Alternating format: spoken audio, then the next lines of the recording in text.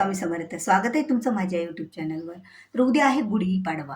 गुढीपाडवा विशेष दिवस हा आपल्या सर्वांच्याच घरामध्ये दारासमोर गुढी उभी करून हा सण साजरा केला जातो. आणि हा जो सण आहे तो मराठी नवीन वर्षातला चैत्र महिन्यातला पहिला सण आहे. तो पहिला दिवस आणि पहिल्या दिवशीच गुढी उभारून या नवीन मराठी महिन्याची सुरुवात केली जाते आपल्या परंपरेनुसार आणि आपल्या संस्कृतीनुसार.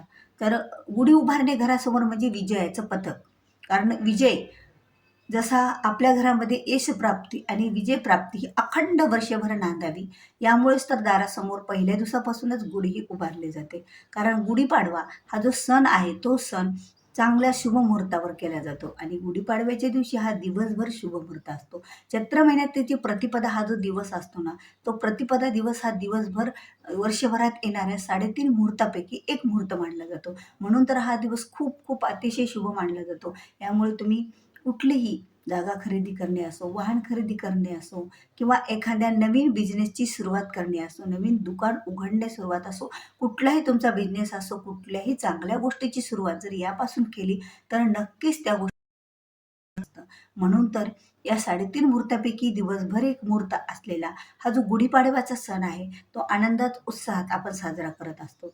बघा, गुढी मांडताना विशेष एक गोष्ट आहे, की गुढीवर उबडा तांब्या जो आपण घालत असतो, तो घालावा का नाही? तो शुभ असतो का अशुभ असतो? तो जर गुढीवर आता बऱ्याच जणांचं असं म्हणणं आहे, की गुढीवर उबडा तांब्या घालणं म्हणजे अशुभ आहे. आता ज्योतिषशास्त्रानुसार जर पाहायला गेलं तर जे तांबे असतो, जो कलश असतो, तो कलश हा भरून त्याची पूजा केली जाते आणि त्याची घरामध्ये कलश स्थापना केली जाते जिथे पूजा असेल तिथे. पण ज्यावेळेला तो उबडाच टाकला जातो, त्यावेळेला तो अशुभ मानला जातो. आता एरवी आपण आपल्या घरामध्ये सुद्धा कलश जर उबडा देवघरामध्ये कधीही आपण कलश उबडा घालून ठेवत नाही. तर कलश हा जरी तो आपण स्वच्छ घासून बाजूला ठेवलेला असेल, पूजा झाल्याच्या नंतर दुसऱ्या पूजेला वापरण्यासाठी, तेव्हा सुद्धा आपण त्याला उबडा घालत नाही. तर मग गुढीवरच कसा बरं आपण उबडा घालायचा? हाही प्रश्न बऱ्याच जणाला पडलेला असेल. पण हा जो प्रश्न पडलेला हा साहजिकच आहे. कारण बघा, आताही परंपरेनुसार, शास्त्रानुसार जशी आपली परंपरा, रूढी परंपरा चालू आहे, की गुढीवर उबडा तांब्या घालावा आणि गुढी आपली मांडावी. तर आता गुढीवर उबडा तांब्या मागण्याचा हेतू काय असतो? तर बघा, तो शुभ असतो का अशुभ असतो? गुढीवर उबडा तांब्या घालावा का नाही? उबड्या तांब्या घालून गुढी जर घरामध्ये समोर मांडली तर घरामध्ये काही गोष्टी अशुभ घडतात का? ह्याही सर्व गोष्टीचं आपण चर्चा या व्हिडिओच्या माध्यमातून करणार आहोत. त्यामुळे व्हिडिओ हा शेवटपर्यंत नक्कीच पहा. चॅनलवर नवीन असाल, मानलीश लाईफस्टाईल या माझ्या, तर तुम्ही चॅनलला नक्कीच सबस्क्राईब करा. कारण ज्यावेळेला मी असे नवीन आणि माहितीपूर्ण व्हिडिओ माझ्या चॅनलवर अपलोड करते ना, त्यावेळेला त्याचं नोटिफिकेशन हे तुमच्या मोबाईलद्वारे तुम्हाला अगोदर मिळेल आणि तुम्ही माझा एकही व्हिडिओ हा माहितीपूर्ण मिस करणार नाही आहेत. तर असो, आता जो तांबे असतो ना, घरातला जो कलश असतो, त्या कलश म्हणजे एक त्याला शुभ मानलं जातं, तो अक्षय मानला जातो. म्हणून तर देवघरामध्ये सुद्धा कलश भरून ठेवतो, त्याची पूजा करतो, आपल्या घरात कलश स्थापना करतो. आता मग आपल्या दरवाजाच्या समोरच उघडा तांब्या का घालावा? एरवी आपण घालत नाही. तर एक मान्यता अशी आहे, की गुढी ही विजयाचं पथक मानली जाते. गुढी ही आपल्या घरामध्ये विजय प्राप्त व्हावी म्हणून मानली जाते. गुढी, आता गुढी हा शब्दच बघा, घरामध्ये गुढी गुढी गुढी म्हणजे आपल्या ज्या काही गूढ असलेल्या गोष्टी आहेत, आपल्या ज्या काही गूढ गोष्टी आहेत. आता वर्षभरामध्ये आपल्या घरामध्ये अगोदरच्या वर्षात गूढ गोष्टी घडलेल्या आहेत, त्या गोष्टी पूर्ण बाहेर काढून टाकणे आणि नवीन गोष्टीला नवीन चालना देणे. पहिल्या वर्षात झालेल्या सर्व काही विसरणे आणि नवीन वर्षाची सुरुवात ही गुढी उभारून करणे, म्हणजे गूढ गूढ काढून टाकणे आणि गुढी उभारणे असा त्याचा अर्थ होतो. आता ही जी गुढी आहे, ती गुढी गुढी आहे, शक्य आहे, बरोबर आहे, पण त्यावर उबडा तांब्या घालणे हा तर शुभ मानलाच जात नाही. गुढी तरी शुभ असली तरीही पण उबडा तांब्या का घालायचा? गुढी एक स्त्रीचं स्वरूप आहे. आता बघा, ज्या वेळेला आपण लक्ष्मीचे मुखोटे, महालक्ष्मीचा मुखोटा असतो. आता मुखोटा कसा असतो? संपूर्ण वरून भाग हा झाकलेला असतो आणि खालच्या भागाला पोकळ असतो. म्हणजे आपला तांब्या आपण उबडा टाकावा ना, तसाच असतो तो मुखवटा. मग तो मुखोटा आपण उबडा टाकतो, असा ठेवतो आणि त्यावर उबडा तयार करूनच नंतर डोळे आणि ते काढलेले असतात. तर त्याच पद्धतीमध्ये असं आहे ना, की गुढी ही एक स्त्रीचं स्वरूप आहे. गुढी एक देवीचं स्वरूप आहे. गुढीची मान्यता म्हणजे यशप्राप्ती आहे. आणि गुढी त्यावेळेला उभी करतो त्यावेळेला तिला साडी घातली जाते ना, म्हणजे एक बाईचं स्वरूप असतं, एक स्त्रीचं स्वरूप. मग तिचा चेहरा निर्माण करण्यासाठी आपण जो तांब्या आहे ना तो उबडा घालतो, म्हणजे जो जो गळ्याचा भाग आहे तांब्याचा तो खालच्या साईडला आणि वरच्या साईडला तो तसा तांब्या येऊन जातो. म्हणजे त्या तांब्याला आपण हळदी कुंकाने पण बोटे ओढून घेतो. का बोटे ओढून घेतो, की एक चेहरा आपण त्या गुढीसाठी तयार करतो. आणि ज्या वेळेला चेहरा कोणत्याही देवीला किंवा महालक्ष्मी असो त्यांना तयार करायचा असतो त्यावेळेला हा उबडाच घातलेला असतो. बघा काही ठिकाणी गाडग्याचे मडक्याचे सुद्धा देवीचे मुखोटे असतात, तर तो मुखोटा हा उबडाच असतो, खालच्या साईडला वरून झाकून असतो आणि त्याचा मुखोटा तयार केला असतो. मग आता परंपरा अशी आहे की पहिल्या वेळेस असे काही मुखोटे आपल्याला मिळायचेच नाहीत, त्यामुळे त्या तांब्यालाच उबडा घालून त्याला हळदी कुंकाचे बोटे ओढून एक त्याचा चेहऱ्याचा भाग तयार करायचा असतो. आणि कधी गुढी अशी सरळ नसते, थोडी क्रॉस मांडायची असते, थोडी क्रॉस मांडायची असते. कधीही सरळ उंच अशी उभी डगळून असू दे, तर अशी गुढी थोडीशी असायलाच हवी.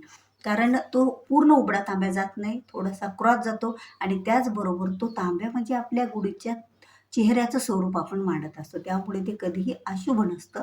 त्याचं कुठलीही शंका निशंका मनात घ्यायची नाही आणि तो तांब्या गुढीवर आपल्याला मांडायचाच आहे. कारण तो असं नाही की तो उबडा घातला म्हणून अशुभ आहे. तो एकटा तांब्या उबडा घातला नाही, त्यामध्ये आपण साडी घातली, काठी घातली, अनेक आंब्याच्या डाळ्या घातल्या, त्याला हार घातले, अलंकार घातले, पूजा केली, तांब्यावर पण रेखीव काम काढले, हळदी कुंकाचे बोटे काढले, त्याला पण दोरा गुंडाळला. म्हणून तर हे गुढीचा चेहरा समजून, गुढीचा मुखवटा समजून त्याची पूजा केली जाते. म्हणून ही अशुभही मानली जात नाही ज्योतिषशास्त्रानुसार. तर खरंच उद्या गुढीपाडवा आहे, तर निशंकपणाने आपल्या गुढीवर आपण तांब्या उबडा घालून गुढीची पूजा करायची आहे. गुढी आपल्या दारासमोर मांडायची आहे, कुठलीही शंका निशंका मनात न धरता. कारण आत्तापर्यंत आपल्या दारासमोर गुढी ही अशाच प्रकारे मांडली गेलेली आहे आणि घरामध्ये चांगल्या गोष्टी घडलेल्याच आहेत. आता वेळेनुसार काही घरामध्ये आता जसं जसं प्रारब्धानुसार ते तर घडतच असतं, पण गुढीमुळेच मुद्दाम असं काही कुणाच्या घरात वाईट झालेलं नाही. कारण गुढी ही परंपरेनुसारच मांडली जाते. जेव्हा राम वनवासातून आले त्यावेळेला अयोध्यातील लोकांनी सुद्धा गुढी मांडलेली आहे, अशी एक आख्यायिका सुद्धा आहे. म्हणजे विजयाचं प्रतीक म्हणून गुढी मांडली जाते, त्यामागे कुठलाही दुसरा भाग नाही. आणि कधीही गुढीला बघा तुम्ही शुभ रंगाची साडी घाला.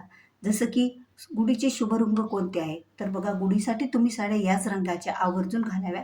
एक तर पहिल्या प्रथम केशरी रंग हा गुढीसाठी मानला जातो, कारण प्रत्येक रंगाचं एक वेगळं महत्त्व आहे. केशरी रंग हा विजयाचं प्रतीक आहे, हिरवा रंग हा सौभाग्याचं प्रतीक आहे, लाल रंग हा आपल्या घरातील सगळ्या गोष्टी चांगलं होण्याचं प्रतीक आहे, नवीन कार्याला सुरुवात होण्याचं प्रतीक आहे. आणि त्याचप्रमाणे पिवळा रंग हा आपल्याला सर्व गुरुबळ देणारा आहे. आपल्या सर्व ग्रहांचा वाईट म्हणजे ग्रहाच्या वाईट ज्या दशा असतात त्या आपल्यावर पडू न देणारा असा हा पिवळा रंग असतो. आणि गुरुचा सुद्धा हा रंग मानला जातो, गुरुबळ सुद्धा आपलं मजबूत करत असतो हा पिवळा रंग. पण बघा बहुतेक जण निळ्या रंगाची साडी, काळ्या रंगाची साडी, कुठल्याही काळ्या रंगाचा डाग जरी साडीवर असला ना, त्या थोडासा रंग तरीही तुम्ही ती साडी वापरू नका. निळा रंग वापरू नका, ग्रे कलरचा रंग वापरू नका आणि पांढऱ्या रंगाची साडी आपल्याला चुकूनही गुढीला घालायची नाही. कारण प्रत्येक रंगाचं एक वेगळं महत्त्व असतं आणि वेगळं महत्त्व असल्या कारणानेच आता बघा पांढरा रंग हा शांततेचं प्रतीक आहे.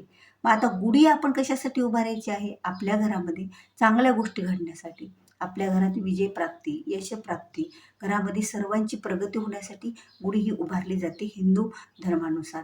पण तुम्ही जर पांढऱ्या रंगाची साडी जर गुढीला घालत असाल तर आपल्या सगळेच जण शांत होऊन जातील. आपल्याला जे काही चालना आपल्या प्रगतीपर चालना असतील, डोक्यात विचार असतील, ते सुद्धा शांत होण्याची शक्यता असते. ज्यावेळेला पूजा करतो ना त्यावेळेला आपलं मन शांत राहावं म्हणून स्वतःला साडी किंवा पांढऱ्या रंगाचे कपडे घातले जातात, पण गुढीला नाही घालायचे. काळा रंग तर अशुभच मानला जातो. निळा रंग सुद्धा घालून कुठलंही व्रत करू नये किंवा कोणत्याही व्रतात निळा रंग घातला जात नसतो. ग्रे कलरची साडी सुद्धा जो आकाशाचा रंग आहे त्यामुळे तो सुद्धा रंग गुढीला घातला जात नाही.